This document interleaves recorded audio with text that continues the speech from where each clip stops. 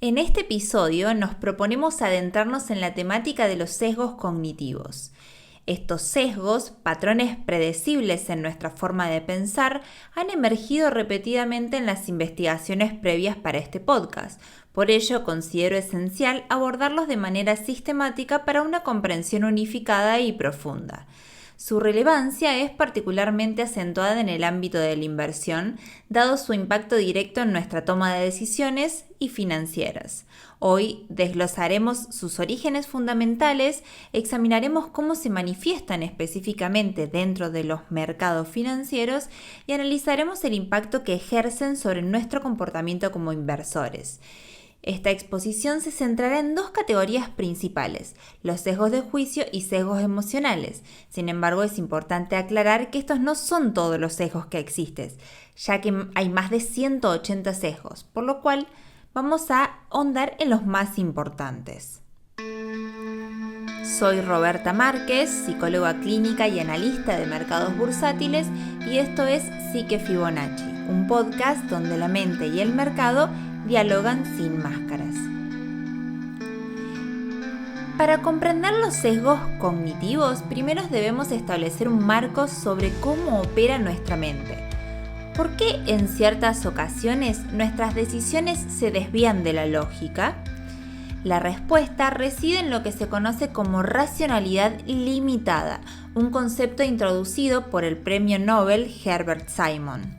A diferencia de los modelos económicos clásicos que hipotetizan un Homo economicus, un ser perfectamente racional con información completa y capacidades computacionales ilimitadas, Simon demostró que los seres humanos operamos con una capacidad cognitiva finita. Nuestros recursos mentales son limitados y el acceso a la información es inherentemente imperfecto. En este contexto de recursos finitos, los atajos mentales, también conocidos como heurísticas, surgen como una solución adaptativa.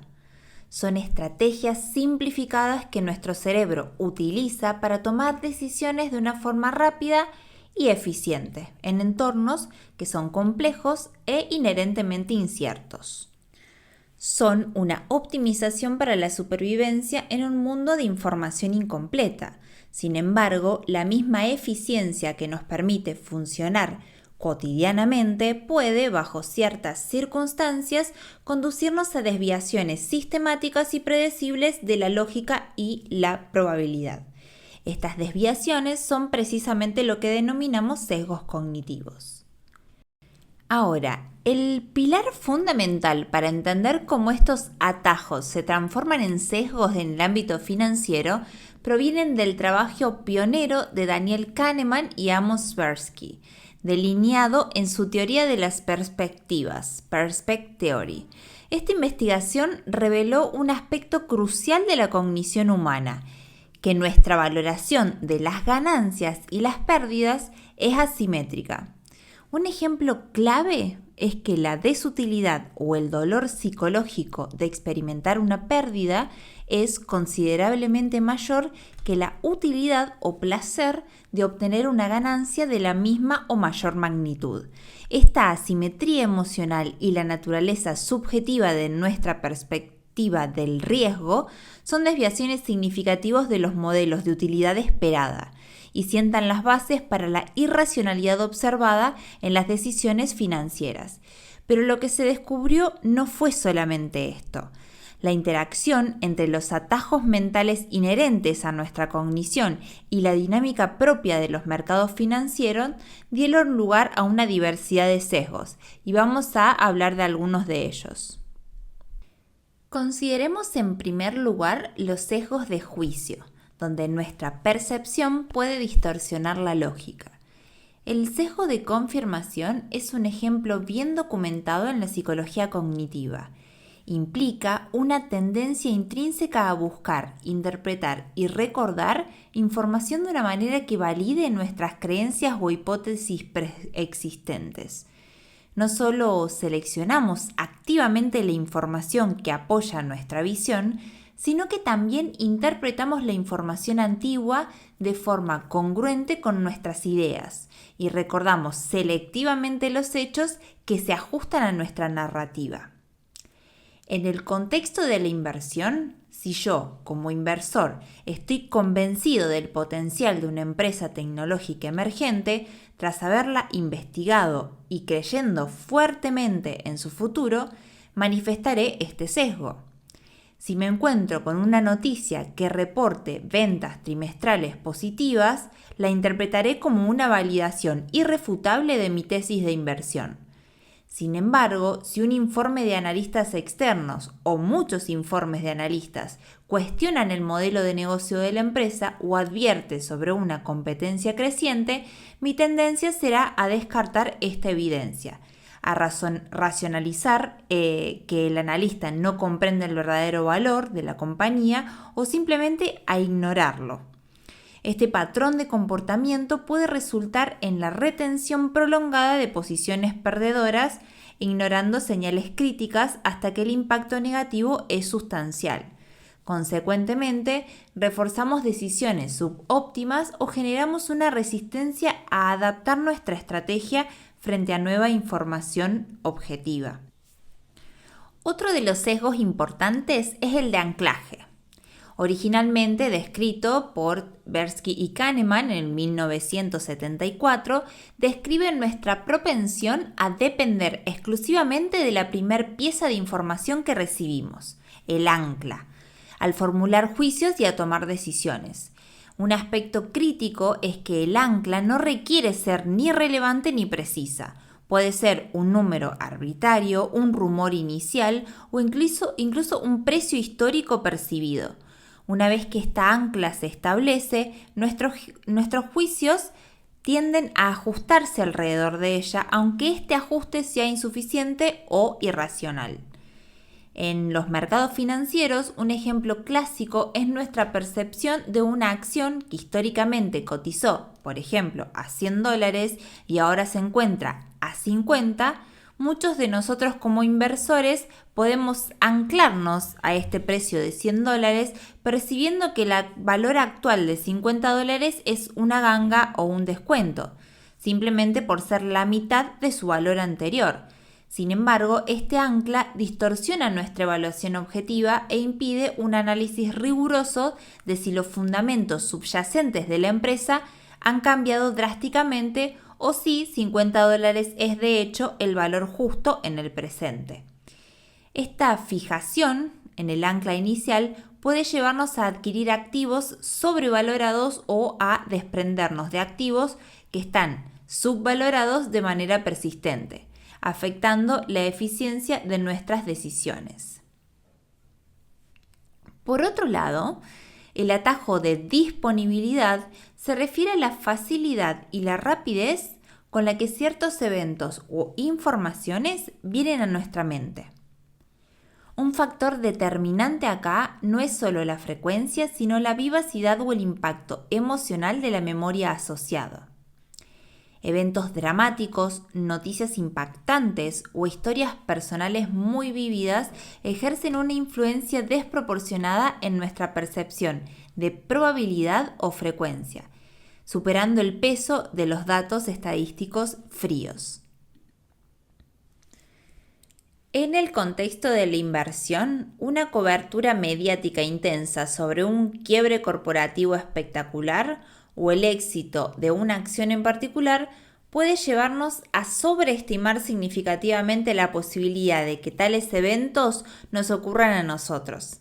Esto puede manifestarse como una retirada excesiva de los mercados de valores impulsada por un miedo sobredimensionado a una nueva crisis o por el contrario, una inversión masiva en una acción de moda o un sector con la esperanza de replicar retornos extraordinarios, sin una evaluación adecuada de la improbabilidad estadística o los fundamentos intrínsecos de la empresa.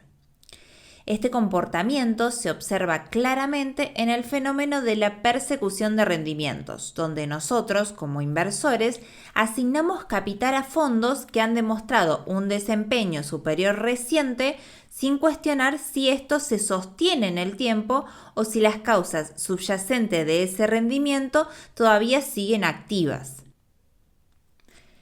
Ahora pasemos a los sesgos emocionales, donde la influencia de los sentimientos puede dictar nuestras decisiones financieras.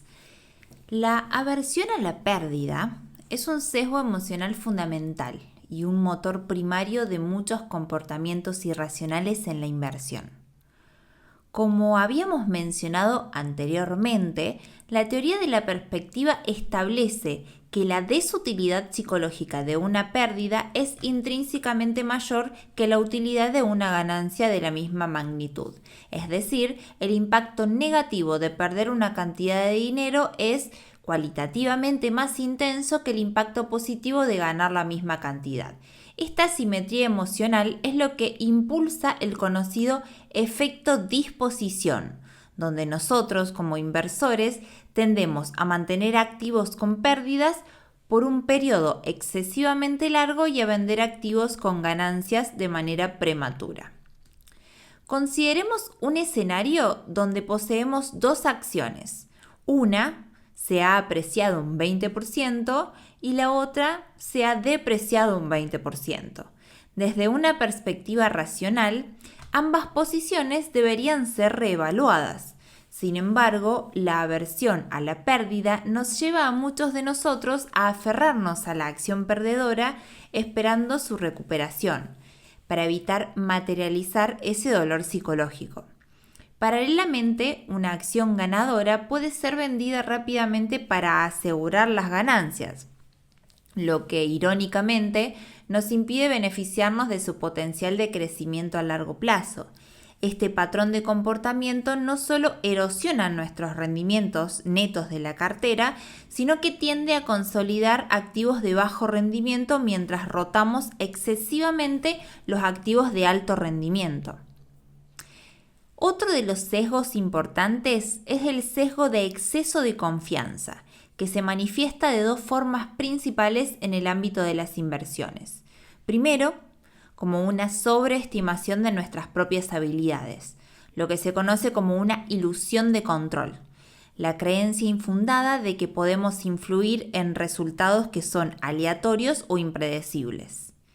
Y el segundo, como una sobreestimación de los precios de nuestros propios juicios, o sea, la ilusión de conocimiento, la convicción de que poseemos más información o una comprensión más profunda de la que realmente tenemos. Este sesgo es particularmente prevalente en individuos con una alta autopercepción de inteligencia o experiencia. Si nos vemos afectados por el exceso de confianza, podemos creer que somos capaces de ganarle al mercado de forma consistente, mediante la selección activa de acciones individuales, o que podemos predecir los movimientos futuros basándonos en una intuición superior. Esta sobreestimación de nuestras propias capacidades frecuentemente conduce a un exceso de trading, es decir, a comprar y vender activos con una frecuencia excesiva. Cada transacción conlleva costos inherentes, comisiones, impuestos, tiempos. Y numerosos estudios, como los de Barber y Odian del año 2000, han demostrado que los inversores que operan con mayor frecuencia tienden a obtener rendimientos netos inferiores a aquellos que adoptan una estrategia de inversión más pasiva.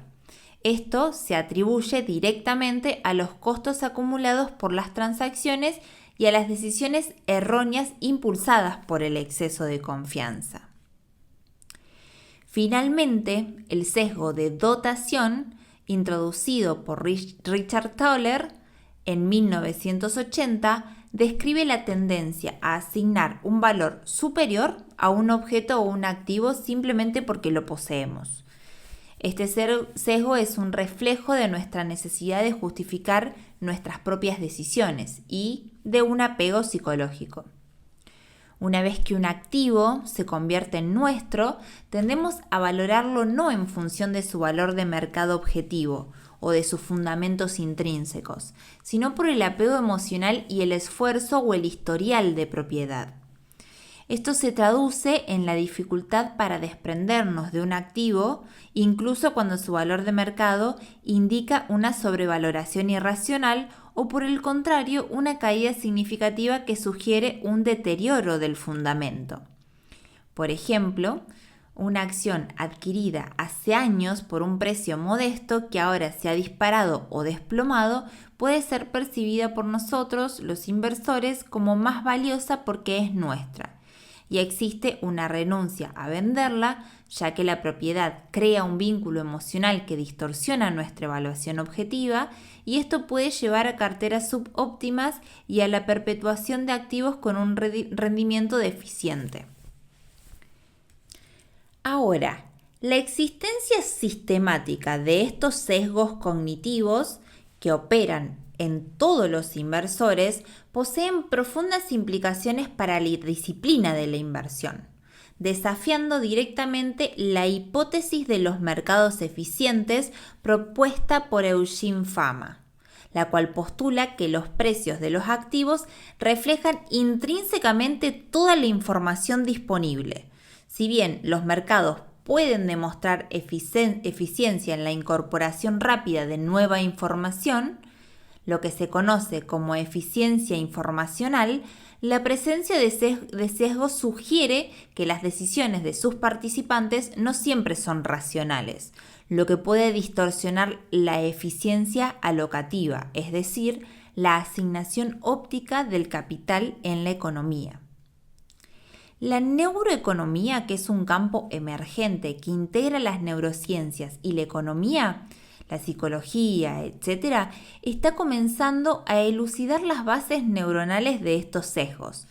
Algunas investigaciones, utilizando técnicas como la resonancia magnética funcional, han identificado qué regiones cerebrales específicas, como la amígdala, asociada con el procesamiento del miedo y la emoción, se activan diferencialmente durante la aversión a la pérdida, mientras que la corteza prefrontal, que está relacionada con el control cognitivo y la planificación racional o las funciones ejecutivas, muestran actividades en la lucha por contrarrestar estos impulsos.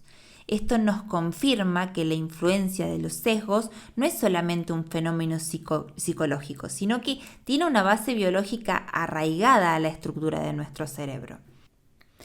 El objetivo, por lo tanto, no es erradicar estos sesgos, ya que son elementos inherentes a nuestra arquitectura cognitiva evolutiva, y su eliminación total es probablemente inalcanzable.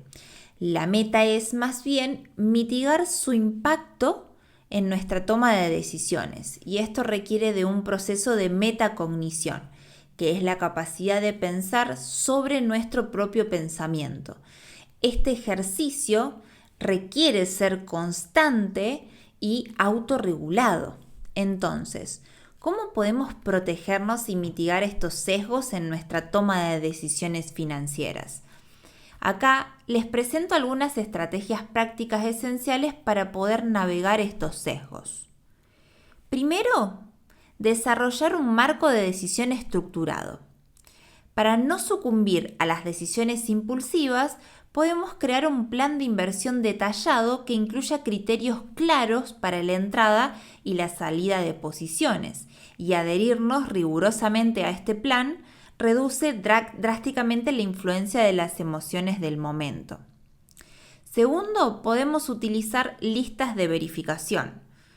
Antes de ejecutar cualquier decisión importante, consultar una lista definida de indicadores, por ejemplo, si utilizas el análisis técnico. Asegurarnos de haber considerado todos los factores relevantes y de haber evaluado nuestras hipótesis de forma imparcial. Esto funciona como un escudo efectivo contra sesgos como el de confirmación. Tercero, podemos buscar activamente información contradictoria. No nos limitamos a consumir aquello que valida nuestra perspectiva, sino de procurar una forma deliberada de argumentos que desafían nuestra tesis de inversión O sea, primero dudar, considerar los escenarios más adversos, planificar la reacción entre ellos y considerar que esta práctica es fundamental para que podamos reducir la influencia de los sesgos de confirmación y del exceso de confianza. Cuarto, podemos adoptar un pensamiento probabilístico no determinista. Reconocer que los mercados son inherentemente inciertos, como habíamos hablado con la metáfora de Mr. Market de Benjamin Graham en el episodio anterior, y operar bajo esta probabilidad, no certezas absolutas. Abandonamos el pensamiento binario de que sube o baja, de que es una buena acción o una mala acción, de que está pasando por un buen momento o un mal momento, y podemos asignar probabilidades a diferentes resultados y prepararnos para la variabilidad inherente. Quinto, podemos llevar un diario de inversión, donde podemos registrar meticulosamente las decisiones de inversión o cuáles fueron los indicadores que nos llevaron a realizar esa compra o venta, las razones que nos motivaron, los resultados que obtuvimos, y con el tiempo este registro nos permitirá identificar nuestros propios patrones recurrentes de sesgos y aprender de ellos de manera empírica. Sexto, podemos establecer puntos de salidas y entradas predeterminados. Antes de realizar cualquier tipo de inversión, podemos definir explícitamente los niveles o zonas de precio o las condiciones específicas bajo las cuales vender ese activo, tanto si se aprecia como si se deprecia. Esta estrategia es crucial para contrarrestar la aversión a la pérdida y el sesgo de dotación, automatizando una parte de la decisión emocional. Y estos son algunos de los sesgos que nos podemos encontrar cuando operamos diariamente en los mercados financieros. Sin embargo, hay que entender que somos seres humanos y así como algunas respuestas que pueden ser incómodas, como el miedo o la ansiedad, los sesgos tienen una razón para estar ahí. Entonces, no tenemos que pensar en eliminarlos o en dominarlos por completo, sino en darle su correcto lugar, pero no permitir que nuestras emociones, nuestros miedos, impacten directamente en la forma en la que actuamos o en cómo operamos. Hemos navegado por la intrincada relación entre la mente humana y el vasto universo de las inversiones. Hemos develado cómo estos atajos mentales, si bien esenciales para nuestra supervivencia diaria, pueden paradójicamente degenerar en sesgos sistemáticos que distorsionan nuestras decisiones financieras. La inversión, desde esta perspectiva, trasciende la fría simetría de los rendimientos y se revela como un campo donde la psicología del inversionista, sus patrones de pensamiento subyacentes y sus reacciones emocionales juegan un papel protagonista. La comprensión profunda de la psicología económica y de las finanzas conductuales no te proporcionará soluciones mágicas o atajos para el éxito instantáneo. Lo que sí te ofrece es un mapa mucho más fiel y detallado de las trampas cognitivas que nos acechan como inversores. Es un espejo que nos permite ver nuestras propias imperfecciones. La verdadera sofisticación en este campo no reside en la ilusión de eliminar por completo la subjetividad o la emoción humana, sino en un reconocimiento consciente y una gestión proactiva. En última instancia, la maestría del inversor podría definirse menos por la capacidad de predecir con exactitud los movimientos del mercado y mucho más por la habilidad suprema de comprender, modular y en última instancia trascender al propio yo cognitivo, aceptando y abrazando nuestra humanidad. Si algo de lo que compartí hoy resonó con vos, me encantaría saberlo. Podés escribirme por Instagram, contarme en qué parte de tu camino de inversor estás o simplemente saludar. Me encontrás como psique.fibonacci en cualquiera de las redes sociales. Este podcast no tiene sentido si no toca, aunque sea un poquito, la historia de alguien más. Muchas gracias por acompañarnos y nos vemos en la próxima.